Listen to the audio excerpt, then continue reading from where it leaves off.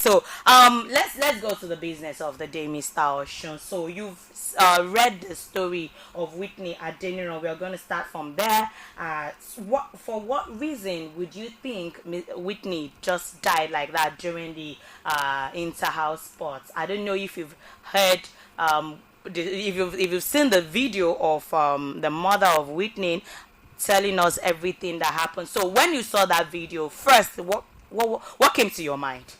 As a teacher, as an educationist, and as a parent. Let me start by saying that the worst thing that could happen to any parent, is to lose a child. So I can understand how the mother felt, and when I was listening to the story, and while I was watching the video, I was just trying to ask myself, if I were in her shoes, what would I have done as well? So it's a very touching thing. It's a very sad incident, but there's been a lot of different stories, different versions of the story. And I think that's the usual thing when we we'll have rumors, we'll have elements of truth, lies here and there. To the few people I've been able to speak with, I've just told them to calm down. When issues like this happen, the first thing I advise is a lot of calm, because a lot of stories will be going around, a lot of stories will be flying around. And if one cannot control some of those narratives, it is possible that it leads to worse things, leads to chaos. True. So I think the first thing to do is to appeal for calm, so that all the stakeholders involved can be properly appraised to know if they have played their role as they should have. Because the story the parents are given and the story of the school are still a little bit different. Yes. Yeah. So I think, fortunately, the Lagos State Police Command is in charge of the investigations. So I'll advise that we wait and allow them come up with whatever findings they can make before we conclude exactly who to blame. Yeah, looking at the stories that we've heard so far, from various versions, from the parents, the school, and you mentioned it yourself that the stories are not alike. It's like there are different versions. So who would you believe? Is it the school or the parents? I would want to be very careful taking sides. Okay. Being that a lot of people would, or actually wanted to hear my views. Yeah, of course, definitely. So, people are waiting to, and I know that some people will call in. Yes. I'm trying to be careful. Okay. But I would want to try and analyze the roles of. Please do. That exactly is the reason why we're doing this on the show. From what we have heard and what we have read, and undisputable facts, is that the girl in question, Whitney, in the weeks leading to the event, had been reportedly sick, and the school had to call on the parents to come pick her in school. Same day? No, prior to the day of the inter-house sports. I think the inter-house sport happened on Thursday, 9th of February. The school reported that she got sick on the 20th of January. Okay. And they had to call the parents to come pick her. So now, the nature of the sickness, one wouldn't know. Was not disclosed. Yeah. Okay. Now, another thing for me is that the parents, the dad actually, claimed that the daughter was electrocuted. Yeah, I was coming to that. I wanted us to analyze the aspect of the parents and the school before we now talk about the fact that there was an audio, made by one of the students of the school claiming that the girl was actually electrocuted. So the dad claimed that the daughter was electrocuted. The school is saying that she slumped in public view, actually. So those are two different things, and I think that can only be confirmed by an autopsy. And I think the mother in the video also mentioned that the child was never sick. Yes. Did you hear that? Yes, I heard that too. So now it brings to the point that schools have to be very careful. a lot of things that a lot of schools take for granted, they shouldn't take for granted. Now, if the school has a medical report or a sort of document that takes into cognizance or that reports sick cases, which I know is an essential document schools should have, then it can be confirmed actually if the girl had been reported to be sick, and the school had noted that, and when the parents came to pick her, the same thing had been recorded, and one can clear the hair, and that would have saved everybody the stress. As far as that is concerned. Sure. Now, the mother is saying there was nothing like that. The school is saying there's a report on that. That is aside. Now, on the day of the inter-house sport, I read a story where the mother said she got to the school. She got to the venue of the inter-house sport, and she was looking for her daughter, but she didn't see the daughter anywhere. And she saw a little boy and asked the boy that she was looking for Whitney. And the boy told her a girl slumped. That's the story of the mother. That the girl slumped, and the girl had been taken to the hospital. And if that is actually the case, the issue of or the story about electrocution is also I don't know how to make that. The girl slumping and then she being electrocuted. The question is, was it at the point of electrocution that she the slumped? Slumping happened or something? Now, another thing the mother reported was that when she got to where the girl was taken, the hospital, the or hospital, a maternity, because the mother claimed that she wasn't even taken to a good hospital. Yes, that's another story. Another thing. That the girl's lips were dark and all that, showing signs of, not just ordinary slumping. So that's why I said all these things, we need to have an autopsy, a medical report from professionals in the field that can really tell us what exactly happened, and then we know where to go from there. But one thing I will advise is the incident is a very sad one. We have to put into consideration the family of the girl involved, and we have to discuss the issue with a whole lot of decorum and concern for. Exactly. So, looking at speaking of being very discreet with the way we discuss the issue, I want to believe that it is worth discussing, because we don't want something like this to keep repeating itself in schools. This is not going to be the first time that a child would die in a school like that. And one thing I know about schools is that they always love to control such situations, and because they don't want it to get into public. Schools have a thing with trying to protect their image so much. I stand to be corrected. You are in the school system, so you can tell us better, because they always don't want, when people hear, they will withdraw their children from the school, so they don't want people to. And a lot of things is happening in the school that is not even open to the public glare, so unfortunately this one is open to public glare, and everybody now knows about it and all that. So the major thing is for us to look at solutions that would help us not experience such things in schools anymore. Now let's come from the angle of having medical team on ground during inter-house sports, talking about having school nurse or school doctors or emergency response team. What would you say to that, Mr. Oshun? I think that's a key. That's a key thing.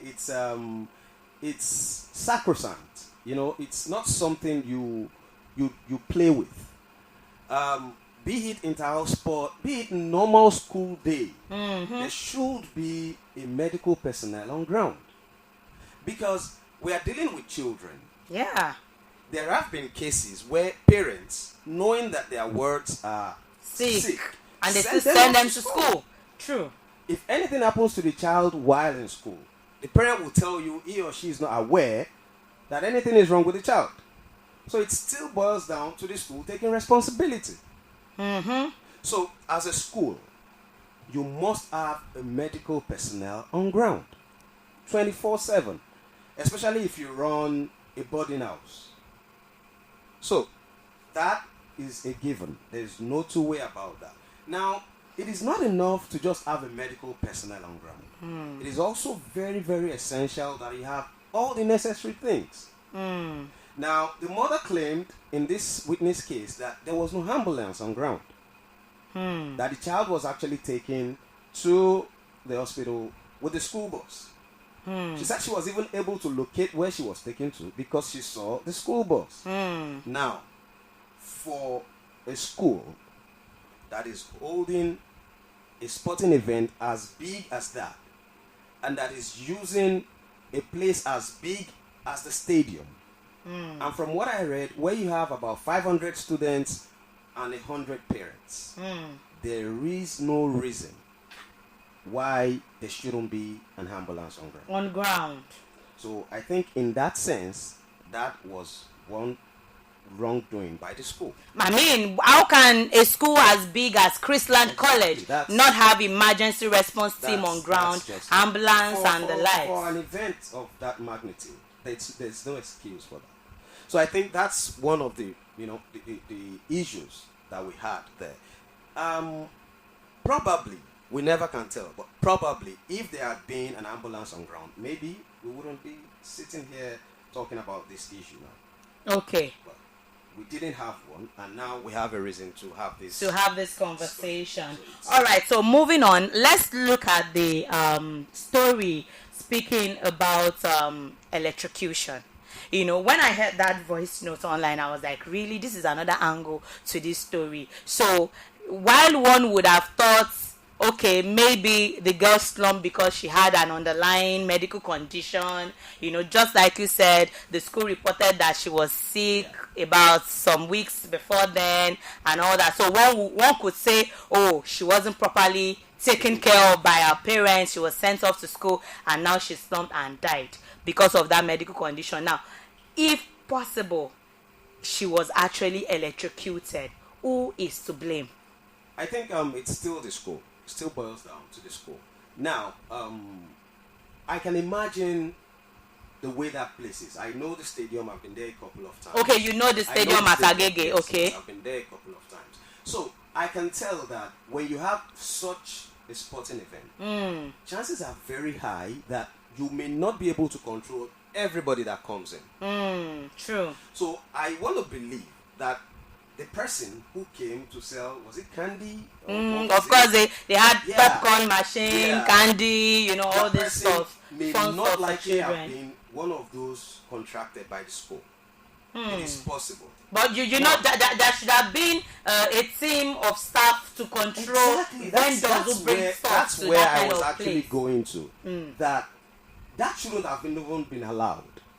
When you have such a sporting event, any vendor that is coming should be from the school. Sure. And if it is from the school, then the school would have done all that there is needed to be done. Yeah, due diligence and all that. All the things they are bringing, ensure there's all safety protocols have been followed.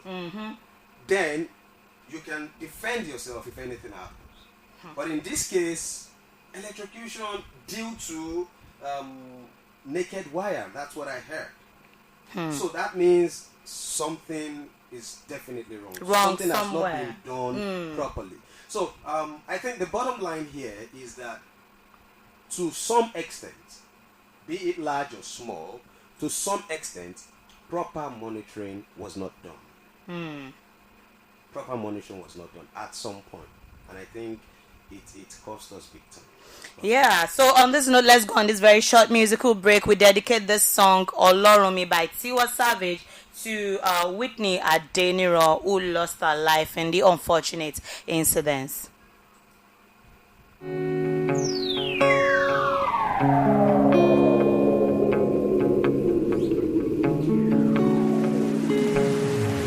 trendybeats.com. Meet me tomorrow, like we always do. But I know you'll be late, like you always do. And this time I promise to tell you how much I care, and to hold you close, 'cause you mean everything to me, Dad. all on me. Badurami, when you take us, the ones we love, we'll carry on, and it won't be long. So I pray to be strong, all on me. Badurami.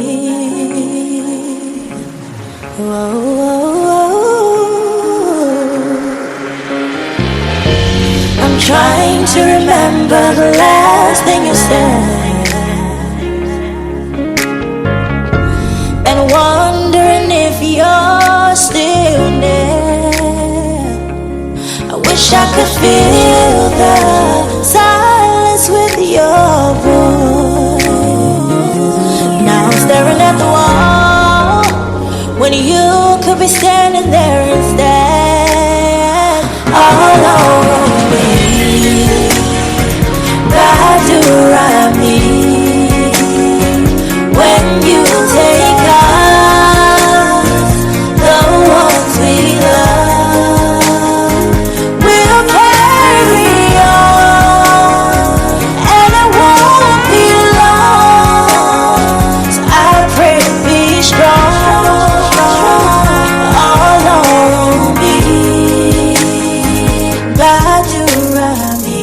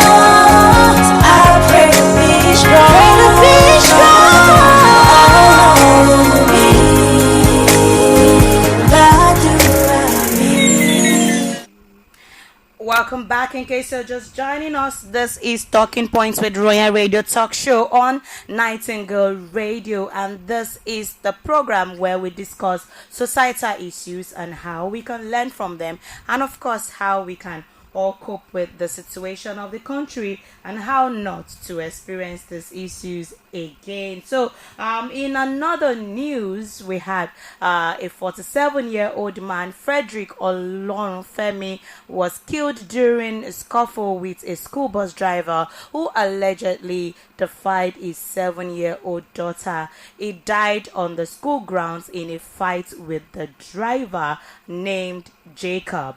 Frederick had gone to the school's administration with his wife and daughter to report the molestation and request immediate action.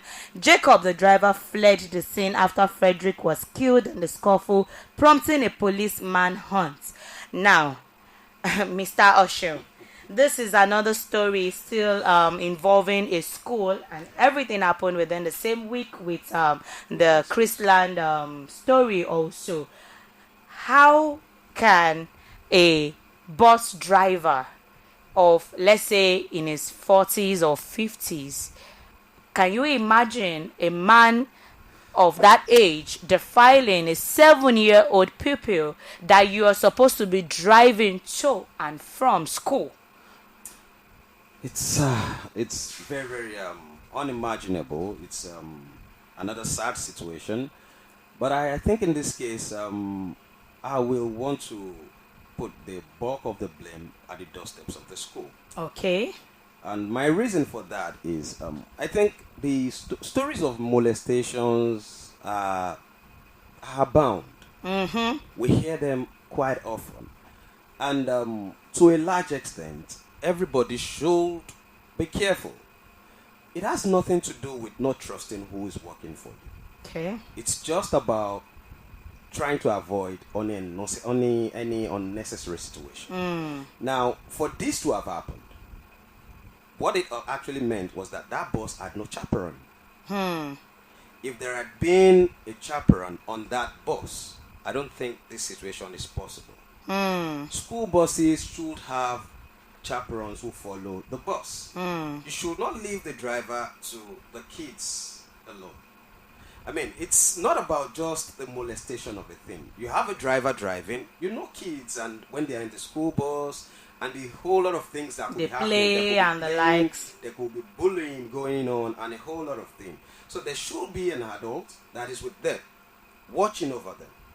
And in this case, there is no report of such. And that was why the driver, after dropping off all the other children, could take the girl, who happens to always be the last person in the bus, to his house. And molest her. And then another thing that's still giving me, some form of a headache is that from what I read, the girl reported, I think on the 2nd, and the mother actually told the dad on the 6th, from what I read. Okay. On the 6th, and the father called to school, and he was asked to come to the school on the 7th. Now, for me, there's some kind of red flags there. Okay. In the first place. From the part of the parents? Firstly, from the part of the parent. Okay. I imagine, as a parent, I get such a report. I don't think I'll wait till the 3rd. I wonder. That 2nd, something has to happen. Somebody's head has to roll. So, I wouldn't know what would have led to that, the number of days that were in between before the report came out. I wouldn't know. But now, also, I think the school made a mistake. A parent reported a case that is of that magnitude. Because for me, that's not a small issue. So a case of that magnitude, and you are actually considering having the parent around, and the driver who's been alleged to have done that within the confines of the same office to discuss what? Really, I think that form of conflict resolution they tried to pull there is wrong. Because let's imagine if the man had not been, because I don't know, I feel for him to have even waited while the driver was still there and they were discussing before he got angry and tried to, I think he was still a bit patient. I don't think some parents would even allow will be for that patient. Because the moment they see the guy, they want to attack. Sure. So I think the school also it's had normal. issues with the way they went about it. And it's quite unfortunate. Could it be that the school didn't really believe the story and it's possible, they trust their driver so you much? You mentioned something earlier that schools have this penchant for wanting to cover up things. Yeah. And I think it's not even related to school. It's not limited to schools anymore.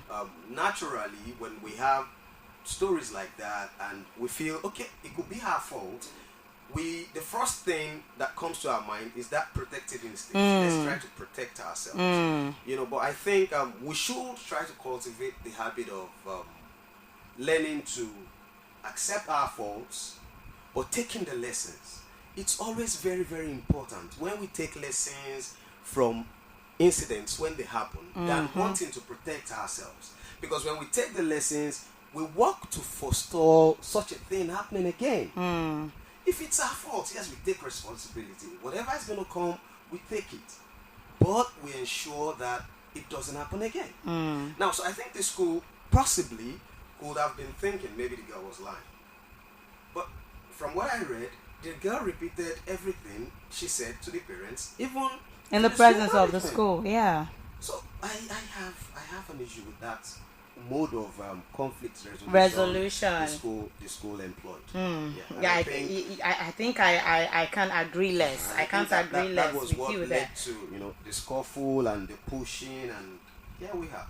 Yeah. So for those who might want to call in on the show to hear their view on the topic, we are talking about the curbing hazards in children education. Curbing hazard in children education, making reference to the story of Whitney Adeniran, the 12-year-old student of Christland College who reportedly died during the inter-house sport, and also the Loyal School pupil, 7-year-old pupil who was molested by a school driver, and our father reportedly died in the process of trying to accuse, or let's say show his grievances to the driver. So if you would like to call in and hear your view on this, please, the number to call is 081 75 486581, 081 75 486581. You also have the chance to call via WhatsApp call if that's more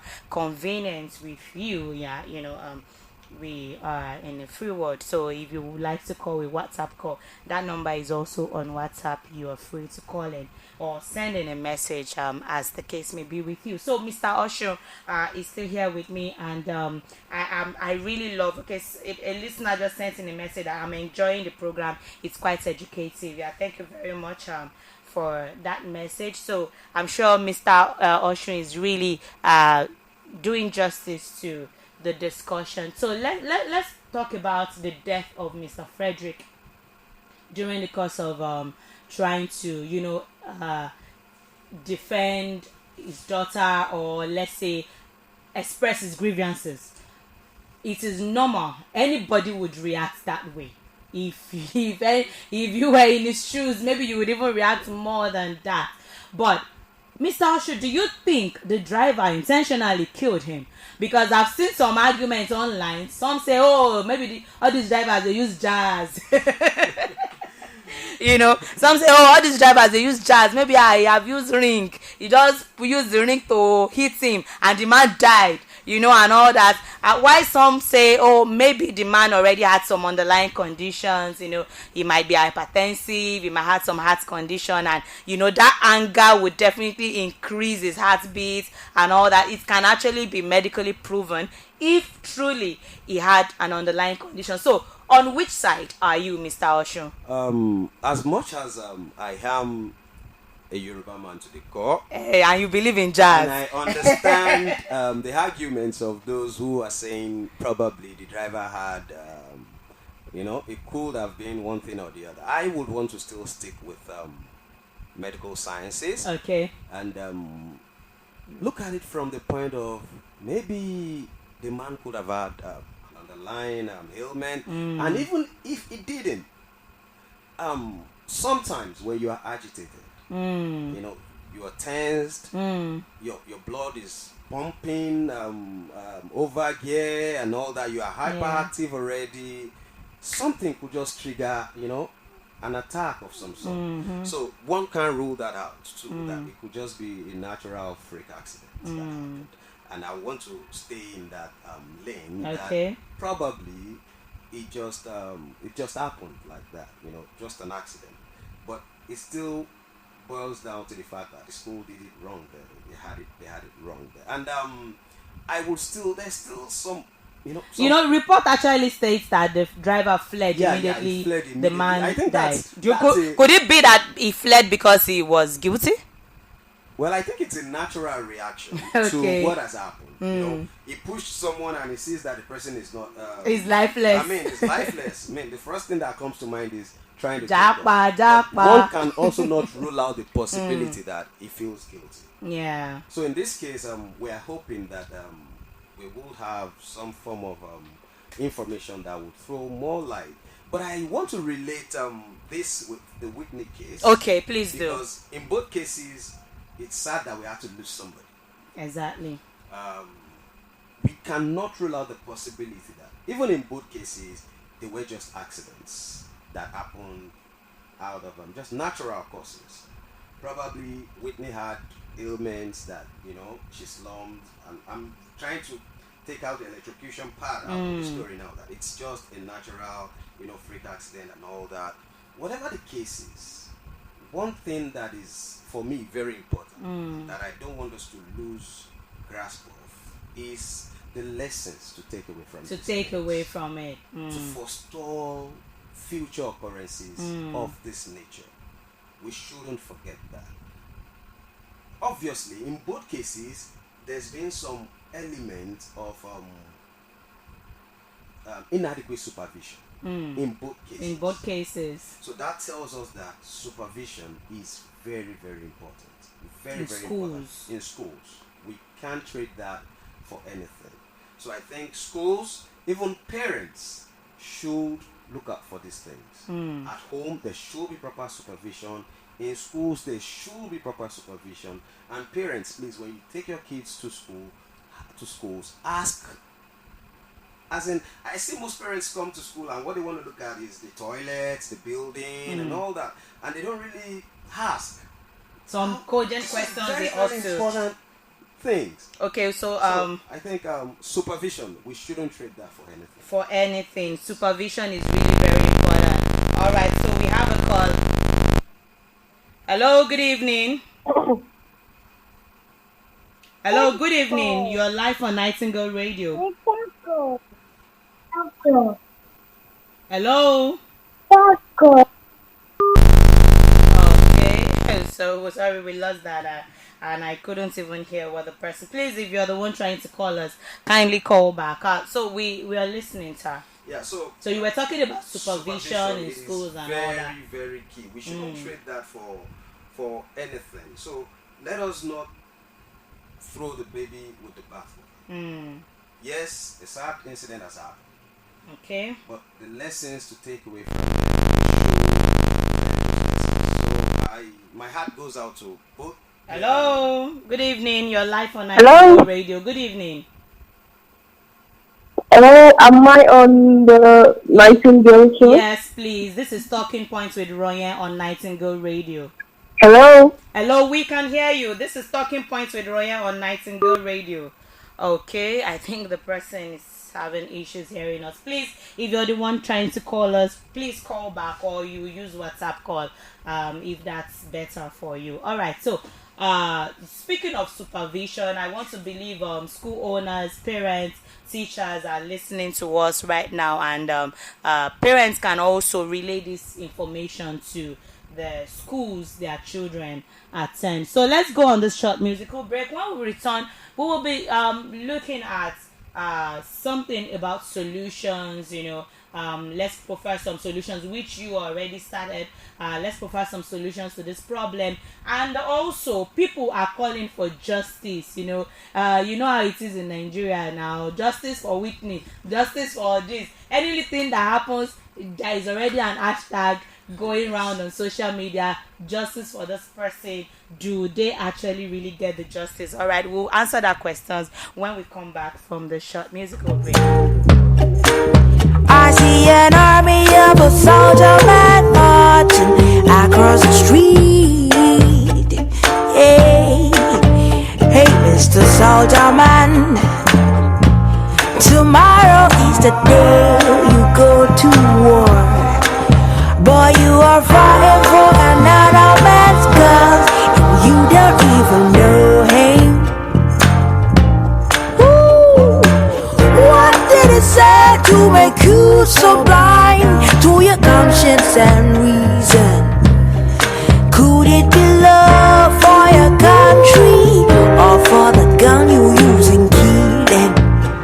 So there is fire on the mountain, and nobody seems to be on the run. Oh, there is fire on the mountain top, and no one is running. Hey, Mr. Loverman, can I get a chance to talk to you?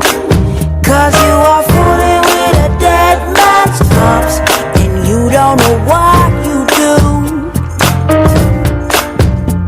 So you say you have a lover, and you love her like no other. So you buy her a diamond that someone has died on. Don't you think there's something wrong with this? Tell me, who's responsible for what we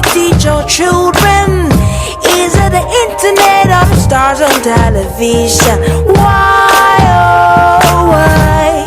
Why, oh, why? Oh. That's Asha there with Fire on the Mountain. Indeed, who is responsible for what we teach our children? All right, so luckily we are talking about what is happening in the education system in Nigeria, and it seems as if various sectors in Nigeria are experiencing various challenges here and there. You know, the education system is there, the healthcare system is there, and so many other sectors all have their challenges, plus including the general challenge we have in Nigeria. As Papa, we don't have cash. Mr. Oshun, how are you coping with this? In like, fact, we've been running cashless policy. no, I was thinking, as you have come to the studio like this, I'll collect 50,000 naira cash from you before you leave. I have it in coins, no problem. Coins, okay. All right, so okay, so, if you're the one trying to call us and you still want to call in, please, the number to call is 08175486581. 08175486581. You can also drop a message on WhatsApp. So I have a message already from someone who is listening to us. God bless you, Nurse Ronye. This case of Whitney is a saddening one. Even if the so-called school could not provide the ambulance, they could have just taken her to the general or standard hospital instead of a immunization center. Another disgusting act is not even informing her parents until they found out themselves. This message is from instructor Victoria, ballet instructor to schools. All right, so this I can say this woman or this person falls in the category of an educationist also, because she is a ballet instructor in schools and she works with children, schools and all that, so she knows what she's saying. So let's look at the fact that the mother or the parents of the girl was not even informed. You know, that's what she pointed out. She said the mother was not informed. She discovered it herself that her child was not on the field, her child was not participating in any of the games going on, and so she was wondering what the problem was and all that. So in a situation like that, a student slumps in such an event that involves both students and parents. Do you think the parents of the child is the first person the school should have called, or do you think it was okay that they didn't inform the parents and they just took the action of trying to take the child to the hospital immediately? I think one could want to excuse the school, but at the same time, I think when it comes to some cases, parents should be informed. Now, this is a case of a student who had slumped. I think it is very essential. Hello, can you hear me? Good afternoon. I can't hear you, but in case you can hear me, I just want to appreciate you guys for this program.